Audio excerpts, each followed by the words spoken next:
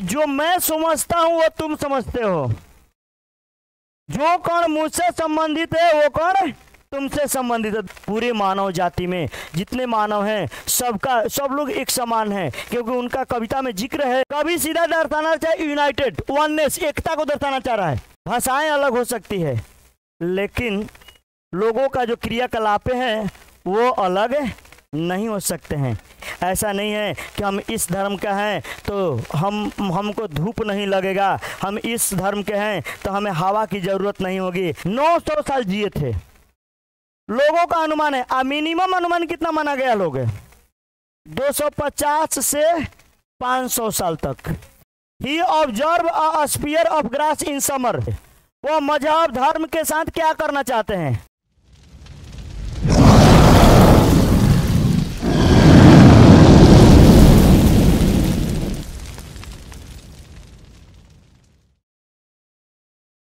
दशहरा बढ़िया भी तल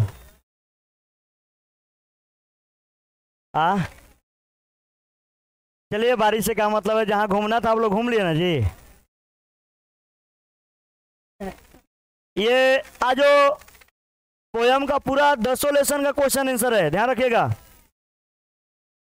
क्योंकि कुछ लोगों को नहीं मिला। किनको किनको नहीं मिला है खड़े हो जाइए, दे दीजिए। जो लोग को आज का मटेरियल नहीं मिला है खड़ा हो जाइए। बच्चिया में भी बच्चिया लोग भी खड़ा हो जाइए। आप लोग को भी नहीं मिला है ना, खड़ा हो जाइए। ध्यान दीजिएगा, test of I do not का क्वेश्चन आंसर करा दिए हैं बैच में। मटेरियल में भले दे दिए हूँ, दोबारा अलग बात है, लेकिन क्वेश्चन आंसर करा है। टेस्ट का और सॉन्ग ऑफ माई सेल्फ का, now the leaves are falling fast का, दोनों का हो गया है। अभी जो बाकी है उसका थोड़ा सा हम कराते हैं, जिसमें हम लोग आज टॉपिक है, लेसन है दूसरा।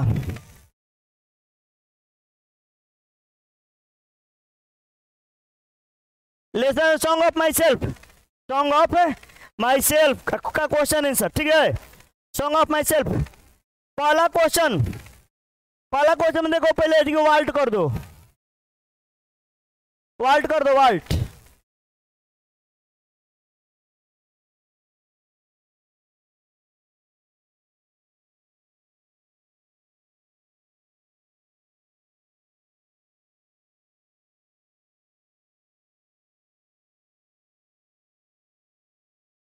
वाल्ट कर दीजिए, वाल्ट विटमैन। हाँ, क्वेश्चन नंबर का ये देखिए, करेगा who is the speaker in this poem. इस कविता में वक्ता कौन है, स्पीकर कौन है? इस कविता में जो वक्ता जो है कौन है, स्पीकर कौन है? इस कविता में जो स्पीकर कौन है? Who is the speaker in this poem, कौन है जी? Walt Whitman is the speaker in this poem. इस कविता में वाल्ट विटमैन जो है इसका वक्ता है, कवि है, वक्ता है ना। दूसरा question, how old he is, वो कितने साल के हैं? कविता में यानी पोयम में कवि अपने को कितने साल का बताया है? 37 ईयर्स ओल्ड। और बोला कि मैं परफेक्ट हेल्थ में हूँ, अच्छा स्वस्थ में हूँ, और मरते दम तक मेरा स्वास्थ्य अच्छा रहेगा ऐसा मैं आशा करता हूँ। यहाँ करे कि हाउ ओल्ड ही इज, वो उसकी आयु कितनी है? तो ही 37 ईयर्स ओल्ड। कितनी है? 37 ईयर्स ओल्ड। कोई दिक्कत? किसकी उम्र है? पोयम में जिक्र है। अगला करेगा why does the speaker use you twice, दो बार, ए बाबू, दो बार वक्ता ने यू शब्द का प्रयोग किया है कविता में। पहला कि जो मैं समझता हूं वो तुम समझते हो, जो कौन मुझसे संबंधित है वो कौन तुमसे संबंधित है, दो बार यूज किया गया है। वो दो बार यूज करने का मकसद क्या है? मकसद ये है कि कवि जो है क्या कर रहा है कि आपके यानी यू का रिपीट करने का मतलब कि अपने से अगला कोई यू को एकदम संबोधित कर रहा है कि हम लोग समान है, एक समान है, एक जैसा है। इस चीज को भेदभाव नहीं है, इसको दर्शाने का प्रयास कर रहा है। The speaker uses you, speaker जो वक्ता जो है दो बार प्रयोग करता है, किसका? यू का। इन द पोएम, कविता में, बिकॉज क्योंकि ही वांट्स टू प्रेस, क्योंकि वो जोर डालता है किस चीज पर? ऑन सिमिलरिटी, ऑफ ब्लड, खून के समानता पर, इन ऑल ह्यूमन बींग्स, पूरे मानव जाति में जितने मानव हैं सब लोग एक समान हैं। क्योंकि उनका कविता में जिक्र है कि आप भी अपने माता पिता से जन्मे हैं तो मैं भी अपने माता पिता से जन्मा हूँ, आप जिस कण से बने हो मैं भी उस कण से बना हूँ। हम लोग का जाति धर्म मजहब भले अलग अलग है, लेकिन इंसान जो है उसका हर एक गतिविधियाँ जो है क्या है, एक है। ऐसा नहीं कि हम ऑक्सीजन लेते हैं तो वो कार्बन डाइऑक्साइड लेता, ऐसा तो है नहीं। जो हम लोग जीते रहते खाते पीते हैं सब कुछ वही इंसान भी खाते पीते रहता है। पूरे मानव जाति का ही क्या जो एक समानता है, सोचिएगा, ब्लड का समानता है, रहन सहनता का समानता है। ऐसा नहीं कि हम लोग क्या करते हैं कि हम लोग नहीं सोते हैं तो वो लोग सोते रहते हैं। ऐसा नहीं कि हम लोग का जन्म हुआ है अगला जो है छप्पर फाड़ के आया है, नहीं ना है। डाउनलोड होकर तुरंत आई बड़ा, ठीक है। नेक्स्ट अगला,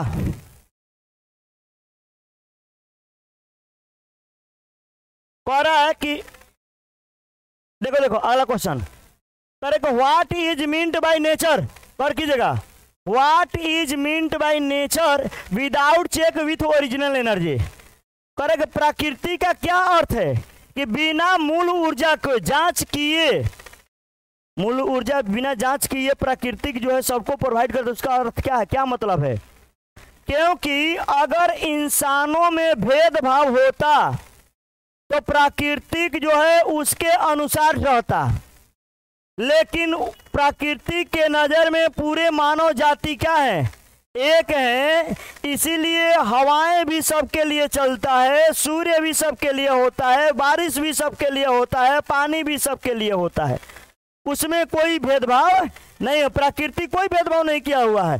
तरह की द पोएट मीन्स टू से, कवि का कहने का मतलब है कि the nature is going with its full energy. कवि का कहने का मतलब है कि प्राकृतिक जो है, प्राकृतिक जो है वो पूरे एनर्जी के साथ जा रहा है। एंड और there is no one to check it, और इसे कोई रोकने वाला नहीं है। किसे? प्रकृति को कोई रोकने वाला नहीं है। और कह रहा है कि it is always dynamic and regular, और यह प्राकृतिक जो हमेशा गतिशील तथा नियमित होता है। और कह रहा है कि एंड इट इज एज, यह ऐसा ही है, इट शुड बी, और ऐसा ही रहना चाहिए। क्या? प्रकृति को। अगर प्रकृति के नज़र में भी जात पात मजहब धर्म रहता तो वो उसके अनुसार चलता, लेकिन वो उसके अनुसार नहीं चलता है, वो सबके लिए एक जैसा है। किसके लिए? तो यही कर प्राकृतिक जो है बिना जांच, हम लोग जांच करते हैं और बिना जांच किए क्या करता है, सबको प्रोवाइड करता है। तो मानव में कोई अंतर नहीं है। नेक्स्ट अगला, what is the theme of the poem, कविता का मुख्य सार क्या है, मुख्य विषय क्या है, मेन पॉइंट क्या है, क्या पॉइंट ऑफ व्यू है, क्या बताना चाह रहा है कवि? कवि सीधा दर्शाना चाहे यूनाइटेड, वननेस, एकता को दर्शाना चाह रहा है। सीधा कर रहा है कि the theme of the poem, कविता का जो थीम है इज यूनिटी या वननेस है। किसको दर्शाता है? एकता। The poet wants to tell, कवि बताना चाहता है कि there is no different among the human beings in the world, दुनिया में मानवों के बीच कोई अंतर नहीं है, कोई अंतर ही नहीं है। अरे फर्क, जीने के लिए कोई भी मानव का कोई रहस्य ही अंतर नहीं है। रहा बात बोली वचन तो ये अलग बात हो गया, भाषाएं अलग हो सकती है, लेकिन लोगों का जो क्रियाकलापें हैं वो अलग नहीं हो सकते हैं। इसलिए चाहे किसी भी दुनिया का मानव हो, सबका है एक जैसा है।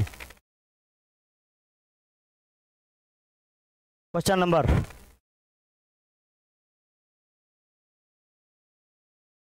6, how does the speaker establish relation between me and you, वक्ता जो है मी और यू में संबंध कैसे स्थापित करता है। मैंने मी अपने को मान रहा वक्ता, यू आपको मान रहा है, आपको कहने के मतलब पूरा दुनिया को, और दोनों के बीच संबंध स्थापित कर रहा है। कैसे कर रहा है? सीधा कर रहा है कि द स्पीकर एस्टेब्लिशेज स्थापित करता है द रिलेशन संबंध बिटवीन मी एंड यू, मी और यू के बीच स्थापित करता है। और कह रहा है कि ही सेज कभी कहता है कि वक्ता जो है कहता है कि every atom belongs to me, हर कण जो मुझसे संबंध रखता है as good belongs to you, वही जो है तुमसे भी संबंध रखता। हर कण, जिस मिट्टी से तुम बने हो उसी मिट्टी से मैं बना हूं, जिस कण से तुम बने हो उस कण से मैं बना हूं। यहां तक कि आगे कह रहे हैं कि ही मीन्स टू से, कभी का कहने का मतलब है कि बोथ एंड मी और यू जो है are created of the same atom, एक ही कण के बने हुए हैं, एक ही मिट्टी से बने हुए हैं, एक ही एलिमेंट से बने हुए हैं। हमारे लिए प्राकृतिक, चाहे हम जो हैं आपस में जात बात मजहब में भले बटे हुए हैं, लेकिन हम लोग का जो बनने का प्रक्रिया है, रहन सहन है, सब क्या है, एक है। ऐसा नहीं है कि हम इस धर्म का हैं तो हमको धूप नहीं लगेगा, हम इस धर्म के हैं तो हमें हवा की ज़रूरत नहीं होगी, ऐसा तो नहीं है। नहीं ना जी, पहले को लोग जीने के अनुमान लगते हैं। एक अभी 1990 में एक बाबा मरे थे, देवराहा बाबा, उनकी जीवनी पड़ेगा देवराहा बाबा, उनको लोग अनुमान तो मानता है ना कि देवराहा बाबा 900 साल जिए थे, लोगों का अनुमान है। मिनिमम अनुमान कितना माना गया लोग, 250 से 500 साल तक। आप यूट्यूब पर मार लीजिए, चाहे आप जाकर विकिपीडिया पर पढ़िए ना, गूगल पर सर्च मारिएगा देवराहा बाबा, वो आ जाएगा। हाँ, देवराहा इंडिया के थे देवराहा बाबा।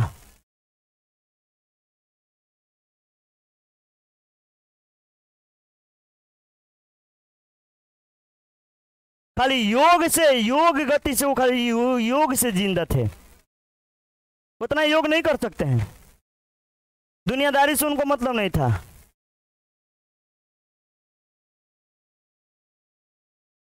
विकिपीडिया पर उनकी जीवनी पड़ेगा ना, देगा।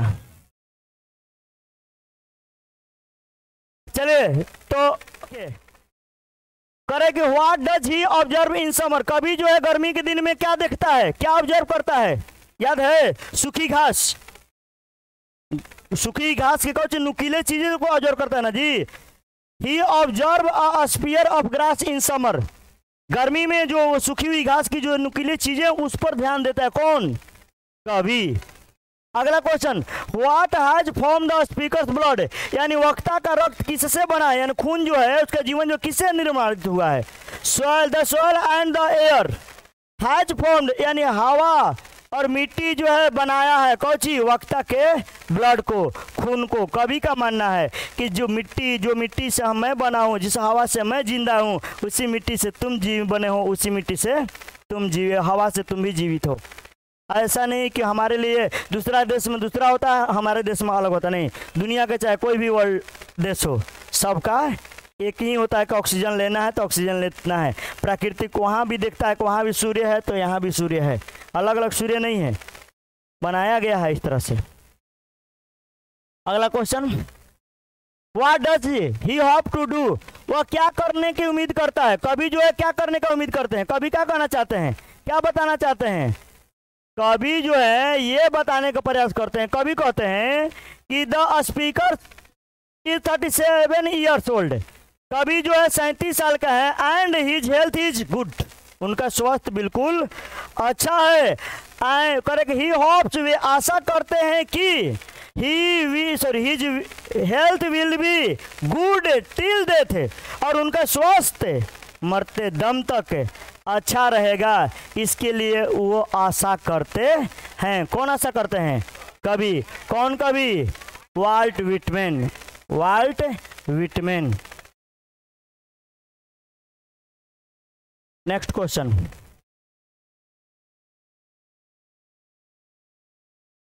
अगला, what does he want to do with creeds, वो मजहब धर्म के साथ क्या करना चाहते हैं।